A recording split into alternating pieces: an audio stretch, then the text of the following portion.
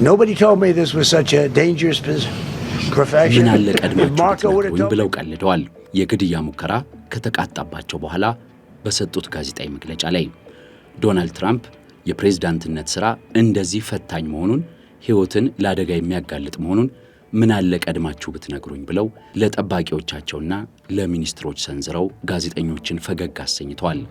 ፕሬዝዳንቱ የግድያ ሙከራው መደጋገሙንም አንስተዋል። ዶናልድ ትራምፕ 3 ጊዜ የግድያ ሙከራ ተደረገባቸው። ዶናልድ ትራምፕን መግደል የሚፈልገው ማን ነው? የአሜሪካ ደህንነት ምን ያህል የላላ ቢሆን ነው? የዶናልድ ትራምፕስ የሕይወት ቆይታ ምን ሊሆን ይችላል? በዝርዝር እንመለከተዋለን። ከመጋረጃው ጀርባ ያሉ ታሪኮችን ለመግለጥ የቅዳሜ ገበያ ዩቲዩብ ቻናልን ሰብስክራይብ ያድርጉ። ትኩስ ትንታኔዎቻችን እንዲደርሷችሁ የደወል ምልክቱን ይጫኑ። ቅዳሜ ገበያ። ዶናልድ ትራምፕ በዓመታዊው የዋይት ሃውስ ዘጋቢዎች የእራት ምሽት ላይ ታድመው ነበረ። ገና እንደተገኙ የእራት ፕሮግራሙ እንደጀመረ ዶናልድ ትራምፕን፣ ባለቤታቸውን፣ ምክትል ፕሬዝዳንት ጄዲ ቫንስን አጣድፈው አስወጧቸው። ሁሉም በዛ የተሰበሰበ 2600 ታዳሚ በሙሉ ጎንበስ እንዲል ከመሬት በታች እንዲሆን ተነገረው። የደህንነት ሰዎቹ የእራት ፕሮግራሙ እንዲቋረጥ ወሰኑ። ፕሬዝዳንቱን በፍጥነት ወደ ዋይት ሃውስ ወሰዷቸው። ዶናልድ ትራምፕ የግድያ ሙከራ ተደረገባቸው። አንድ ታጣቂ ጥሶ ገብቶ ለመተኮስ ነበር ፍላጎቱ። ነገር ግን በአሜሪካ የፕሬዝዳንቱ ጥበቃ ቡድን ሴክሬት ሰርቪስ ተመቶ በቁጥጥር ስር ዋለ። ይህ ቦታ ደግሞ የዋሽንግተን ዲሲው ሂልተን ሆቴል ነው። ሁልጊዜም በየዓመቱ የዋይት ሃውስ ኮረስፖንደንትስ ዲነርን ያስተናግዳል። ዋይት ሃውስ የሚዘግቡ ጋዜጠኞች ከፕሬዝዳንቱ ጋር ይገናኛሉ። በዓመታዊው የፕሬስ ነጻነት ቀን የፕሬስ ነጻነት ምን ያህል ክፍት እንደሆነ በሚታይበትና በርካታ እንግዶች ተገኝተው በግልጽ ፕሬዝዳንቱን በሚተቹበት ዕለት ቀን የግድያ ሙከራ ተሰነዘረ። ይህ የአሜሪካ ዴሞክራሲ ላይ፣ የአሜሪካ የፕሬስ ነጻነት ላይ፣ የዓለም የፕሬስ መብት ላይ የተቃጣ ጥቃትም አድርገው በርካቶች እየተነጋገሩት ነው። ከሁሉም በላይ ግን ጥቃቱ ዶናልድ ትራምፕ ላይ የተሰነዘረ ነው። ዶናልድ ትራምፕ እራቱን አቋርጠው እንደወጡ ወደ ዋይት ሃውስ አቅንተው ጋዜጣዊ መግለጫ ሰጡ። በዛ ጋዜጣዊ መግለጫ ላይም ይህ ሥራ እጅግ ፈታኝ እንደሆነና ሕይወትን አደጋ ላይ የሚጥል እንደሆነ ለምን አልነገራችሁኝም ብለው ታዳሚውን ፈገግ አሰኙም። ዶናልድ ትራምፕ ብዙ የፍርሃት ስሜት አልታየባቸውም። እንደውም ዶናልድ ትራምፕ ሰውየው መያዙን እንደሰሙ የእራት ፕሮግራሙ ይቀጥል፣ ተመልሰን ወደ አዳራሹ እንታደም ብለው ነበረ። የጸጥታ ተቋሙ ግን ከለከላቸው። ዋይት ሃውስ ሄደው መግለጫ ሰጡ። የእሳቸው ባለሥልጣኖችም በተከታታይ በነገሩ ዙሪያ ማብራሪያዎችን እየሰጡ ነው። የግድያ ሙከራውን ለማድረግ ወደ ስፍራው ያቀናው ሰው ኮል ቶማስ አለን ይባላል። የ31 ዓመት መምህር ነው። ኮል ቶማስ አለን በፊዚክስና በኬሚስትሪ በጣም የታወቀ የአካባቢው መምህር ሲሆን ተማሪዎችን የሚያስጠና ነው።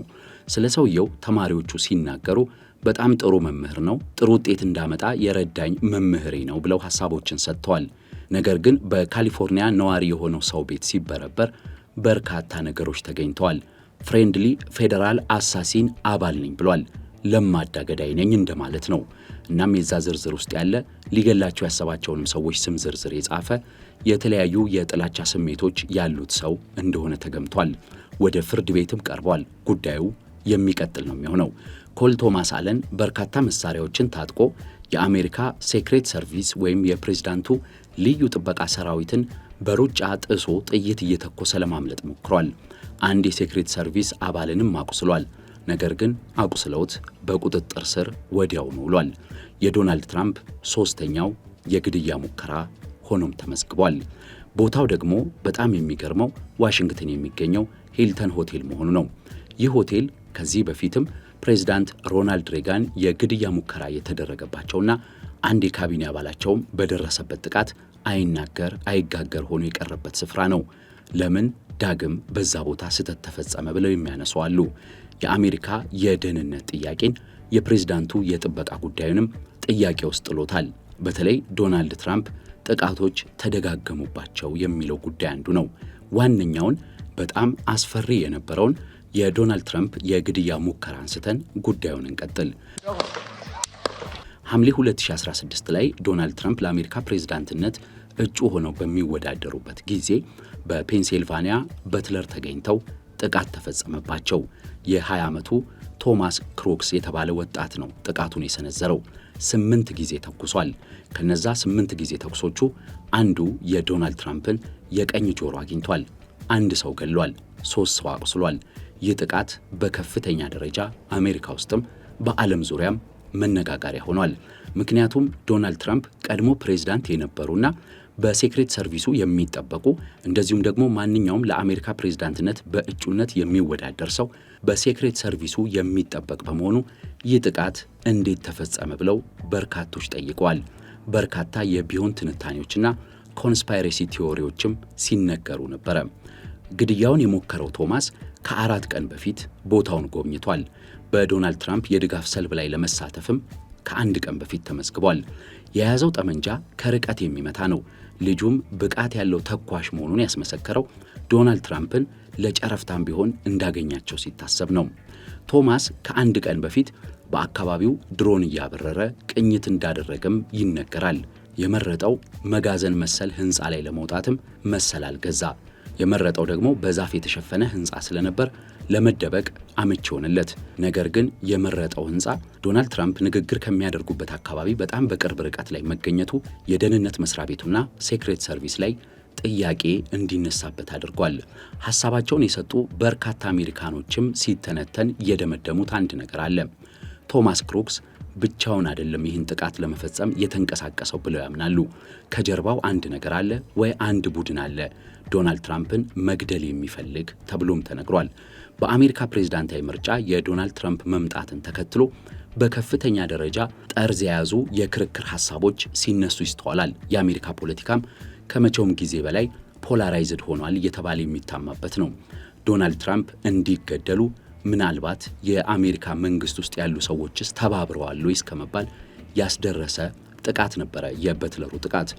ልጁ ቦታው ላይ ደርሶ ቀድሞ ተኩሶ የተመታው ግን ከ4 ሰከንዶች በኋላ ነው። ከ12 ሰከንድ በኋላ ደግሞ ድጋሚ ተመቶ ሕይወቱ አለፈ። ለምን ሕይወቱ አለፈ ብለው የሚጠቅሱም ሰዎች አሉ። በሚገርም ሁኔታ ደግሞ ይህ የግድያ ሙከራውን ያደረገው ቶማስ ክሩክስ የመጀመሪያ ጥይት ያረፈበት በአካባቢው ፖሊስ እንጂ በፕሬዝዳንታዊ የጥበቃ ቡድኑ ሴክሬት ሰርቪስ አባል አለመሆኑ ነው። ከዛም በኋላ ዶናልድ ትራምፕ ሁለተኛ የግድያ ሙከራ በመዝናኛ ቤታቸው ፍሎሪዳ ማር-አላጎ ደርሶባቸዋል። በወቅቱ ለፕሬዝዳንትነት ገና እየተወዳደሩ ያሉበት ጊዜ ሲሆን ለጎልፍ ጨዋታ ከዋና ወዳጃቸውና ፋይናንሰራቸው አሁን ደግሞ የዶናልድ ትራምፕ ልዩ ልዑክ ከሆኑት ስቲቭ ዊትኮፍ ጋር ጎልፍ እየተጫወቱ ነበረ። የ58 ዓመቱ ራያን ሩዝ የሚባል ሰው የግድያ ሙከራ ለማድረግ ዛፎች ውስጥ ተደብቆ ሲሽሎኮሎክ ከ12 ሰዓት በላይ በዛ አካባቢ ሲገኝ ማንም ያየው አልነበረም። ልክ እንቅስቃሴ ሲጀምር ያዩት የጸጥታ አካላት ግን ተኩሰው መተውት ይህ ሰው ተይዟል። ዶናልድ ትራምፕ ላይ ጥቃቶች በረቱ። አሁን ደግሞ የዋሽንግተኑ ተደገመ።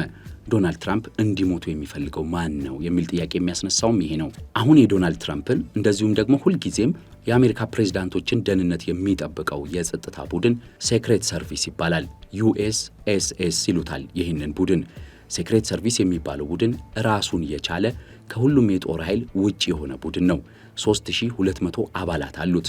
1300 ደግሞ እንደ ፖሊስ የሚሆኑ ወይንም ደግሞ የሚታጠቁ ዩኒፎርም የሚለብሱ አባላት አሉት።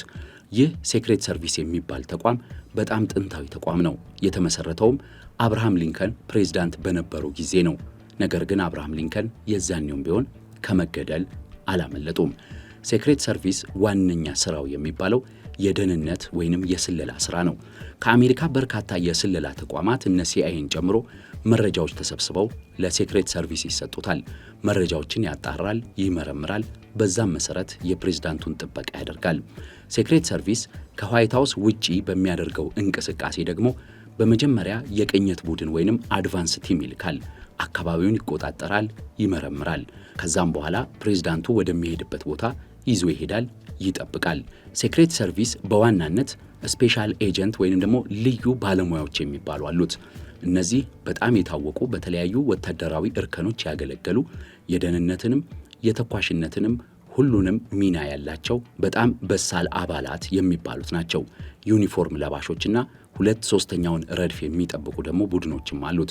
ተኳሽ ቡድን፣ ስናይፐሮች፣ የቴክኒክ ቡድን እነዚህን ሁሉ ያካተተ ነው። ሴክሬት ሰርቪስ በስሩ አንድ እጅግ በጣም ግዙፍ መኪና ያስተዳድራል። ዘቢስት ይባላል።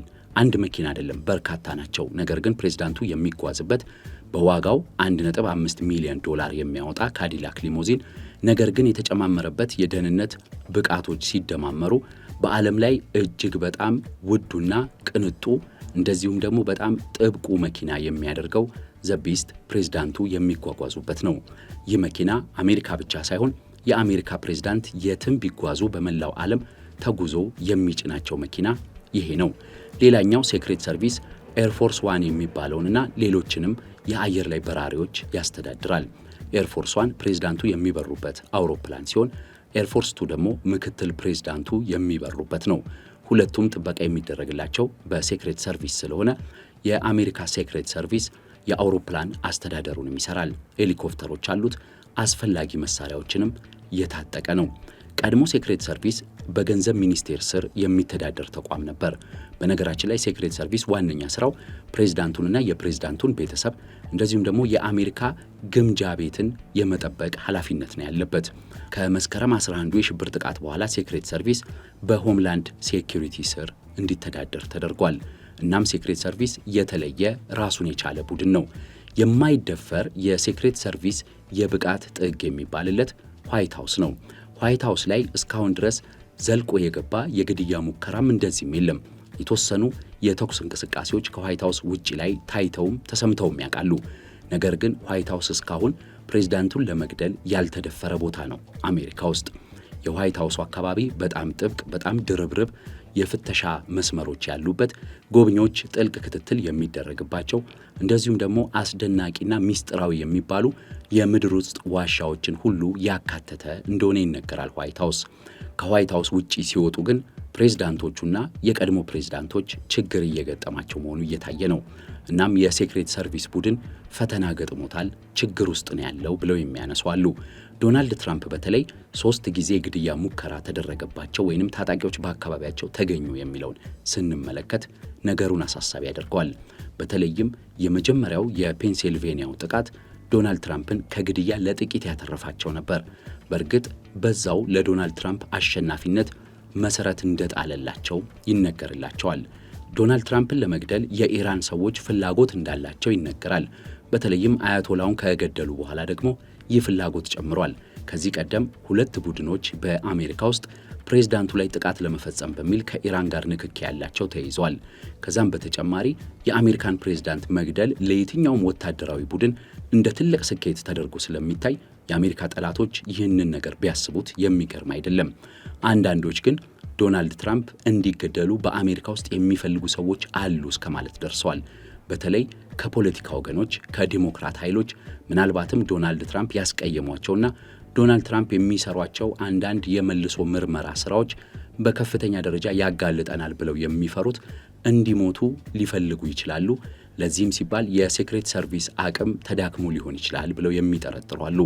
ሴክሬት ሰርቪስ ላይ በእርግጥ የሚነሱ ደካማ ጎኖች አሉ። ከቅርብ ጊዜ ወዲህ ደግሞ እየጨመሩ መጡ የሚባሉ ደካማ ጎኖች አሉ። የአሜሪካ ቁጥር 1 የጸጥታ ቡድን የሆነው ሴክሬት ሰርቪስ በዓለምም ላይ የአሜሪካን ፕሬዝዳንት ያህል የሚጠበቅ የለም ያስባለው ሴክሬት ሰርቪስ ከፍተኛ ድክመት እየተነሳበት ይገኛል። አንደኛው ኮሚኒኬሽን ወይም ደግሞ ግንኙነት ነው። መረጃ ያዘገያሉ በሚል ይነሳል። በተለያየ ጊዜ ፕሬዝዳንቱን ለመግደል የተደረጉ ሙከራዎች ሲጠኑ አንዳንድ ጥርጣሬዎች ተሰምቷቸው መረጃውን ለጸጥታ አካላት ቢያደርሱም ጸጥታ አካላቱ ብዙም ከቁብ አልቆጠሩትምና ያ ነገር አደጋ ደርሷል የሚያስብለውም ለዛ ነው። ኮል ቶማስ አለን የእራት ግብዣው በነበረበት ሆቴል እንግዳ ሆኖ አልጋ ይዟል። እናም ፕሬዝዳንቱ የእራት ግብዣ በሚያደርጉበት ሆቴል የታጠቀ እንግዳ በሆቴል ውስጥ ማረፉ በጣም የሚደንቅ ነው። እዚህ ድረስ እንዴት ክትትልና ፍተሻ አልተደረገም? ሆቴሉስ የፕሬዝዳንቱ የራት ግብዣ በሚደረግበት ቀን እንግዶችን ማስተናገድ ነበረበት ወይ ብሎ ጥያቄ የሚነሳውም ከዚህ ጋር በተያያዘ ነው። ሌላኛው የድሮን ሰርቬላንስን በሚገባ እየተጠቀመ አይደለም ተብሎ ሴክሬት ሰርቪስ ይተቻል። ለምሳሌ የፔንሲልቬኒያው ጥቃት ሲነሳ ህንፃ ላይ ተኝቶ አነጣጥሮ የሚተኩስ ልጅ እስኪገኝ ድረስ የአየር ላይ ቅኝት የሚያደርግ ቡድን የለም ወይ? የድሮን ስለላዎችን አይጠቀምም ወይ ብሎ ሴክሬት ሰርቪስን አስወቅሶታል። ሌላኛው የሴክሬት ሰርቪስ ወቀሳ በተደጋጋሚ እየመጣ ያለው የሚጠቀማቸው ቦታዎች ነው። ለምሳሌ የመጨረሻው የዶናልድ ትራምፕ ጥቃት የደረሰበት የሂልተን ሆቴል ለበርካታ ዓመታት ተመሳሳይ ድግሶችን ሁሌም የሚያዘጋጅ ሆቴል ነው።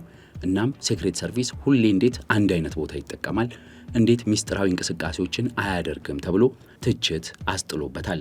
ሌላኛው የሴክሬት ሰርቪስ ድክመት ተደርጎ የሚቆጠረው በተለይ ከዋይት ሃውስ ውጪ በሚያደርገው እንቅስቃሴ በብዛት የሚጠቀመው የአካባቢውን ፖሊሶች ወይም ደግሞ የአካባቢውን የጸጥታ ኃይል መሆኑን ነው። ለምሳሌ ወደ ፔንሲልቬኒያ ሲሄድ የሚጠቀመው እዛ አካባቢ ያለውን የፖሊስ አስተዳደርና የፖሊስ አባላትን ነው። እነሱ ደግሞ ለፕሬዝዳንት በሚሆን ደረጃ የጥበቃ ብቃትና አቅም ላይኖራቸው ይችላል። ስለዚህ ሴክሬት ሰርቪስ ተጋላጭ ሆኖ ፕሬዝዳንቱን አንድ ቀን ሊያስመታቸው ይችላል ብለው የሚሰጉ በርካቶች ናቸው። ዶናልድ ትራምፕ የመጀመሪያ የግድያ ሙከራ በተደረገባቸውና የቀኝ ጆሮአቸውን በተመቱበት አጋጣሚ ፕሬዝዳንት የነበሩት ጆ ባይደን ሴክሬት ሰርቪስ ውስጥ አስቸኳይ ምርመራ እንዲደረግ አድርገው ነበረ። የተወሰኑ አባላት ተባረዋል ቢባሉም ሴክሬት ሰርቪስ ግልጽነት የሌለው እንዴት እንደሚሰራና እንዴት እርምጃ እንደሚወስድ የማይታወቅ ተቋም መሆኑ ሌላኛው ድክመቱ ብለው የሚያነሱት አሉ። እናም አሁን የአሜሪካ ፕሬዝዳንት የደህንነት ሁኔታ አሳሳቢ ሆኗል። ይበልጥ ደግሞ አሳሳቢ ያደረገው እዛው አሜሪካ ውስጥ ጭራሽ በዋሽንግተን ዲሲ ከተማ ድረስ ጭምር የጸጥታ ስጋቶች ፕሬዝዳንቱ ላይ የሚመጡ ከሆነ የአሜሪካ ፕሬዝዳንት እውነት ተገቢ ጥበቃ አላቸው ወይ ብለው በርካቶች እየጠየቁ ነው። በእርግጥ ጉዳዩ የዶናልድ ትራምፕ አይደለም። አሜሪካ ውስጥ የተገደሉ ፕሬዝዳንቶች 4 ናቸው። አብርሃም ሊንከን፣ ጄምስ ጋሪፊልድ፣ ዊሊያም ማኪንሊና ጆን ኤፍ ኬኔዲ ተገድለዋል። 8 የግድያ ሙከራዎች ላይ ደግሞ በፕሬዝዳንቶች ላይ ተደርገዋል፣ የዶናልድ ትራምፕን ጨምሮ። እናም የአሜሪካ ሴክሬት ሰርቪስ እጅግ ጥብቅ፣ እጅግ ሚስጥራዊ፣ እጅግ የረቀቀ እየተባለ ቢጠቀስለትም ፕሬዝዳንቱ ላይ በ2 ዓመት ጊዜ ውስጥ 3 ጊዜ የግድያ ሙከራዎች ማጋጠማቸው ሲታይ ጥያቄ እያስነሳ ነው። ምናልባትም አንዳንድ ተቺዎች እንደሚያነሱት ዶናልድ ትራምፕ ተለይተው እንዲገደሉ የሚፈልግ ሰው አሜሪካ ውስጥ አለ ወይ ተብሎ ጥያቄ እንዲነሳ ያደረገ ነው። የአሜሪካ የጸጥታ ሁኔታ የሚታማ አልነበረም። የአሜሪካ የደህንነት ተቋም በዓለም ላይ ግዙፉ ኃያሉ የሚባል ነው። ነገር ግን ከአሜሪካ የጸጥታ ተቋሞች ሁሉ እጅግ በጣም ጥብቁና እጅግ በጣም ጠንካራው የሚባለው ዩኤስኤስኤስ ወይንም የአሜሪካ ሴክሬት ሰርቪስ እንዴት በዚህ ልክ ሊደክም ይችላል የሚለው ጥያቄ የአሜሪካ ፖለቲካ ላይ ጥርጣሬዎችን የሚያጭር ተጨማሪ ምርመራዎችና ተጨማሪ ጥያቄዎች እንዲነሱ የሚያደርግ ነው። ዶናልድ ትራምፕ ለ3ኛ ጊዜ ተርፈዋል። ከዚህ በኋላስ ምን ሊገጥማቸው ይችላል? ሌላ የግድያ ሙከራን ያመልጣሉ ወይንስ ምን ይሆን ዕጣቸው? የቅዳሜ ገበያ ዩቲዩብ ቻናልን የተከታተላችሁት ቻናላችንን ሰብስክራይብ አድርጉ። ትኩስ ትንታኔዎቻችንን ለማድመጥ የደወል ምልክቱን ይጫኑ። ቅዳሜ ገበያ